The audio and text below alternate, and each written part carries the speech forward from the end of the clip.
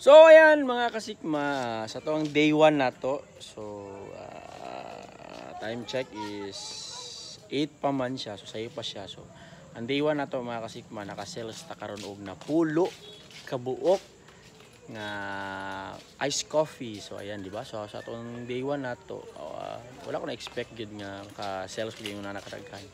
Pero okay lang, at least lang yun nga naana tayo sales, di ba? So, at ang iko ninyo sa akong mga next na akong mga journey kay ato ni siyang i-content. Padulong gid ni siya kung asa ko taman. So, day 1 na to karon. Let's go. Ayan. Ayan. Let's do this. So, yun na nga, muna na siya ang mga ganap ganiha, kawal ko nag-open. So, muna sila akong mga client or mga customers, di ba? So, bayabay gid sila, so wala na ako gikuha kanan para kami lang akong ma-upload, kung dali ra siya. So, kung kamo gusto mo mga iced coffee diya, doon mo ko asa kanyang kitaan. Tura. So, nalimpyo na rin ko kay mag-close na ta. Kaya naurot na ako ang hot water o warm o condensed.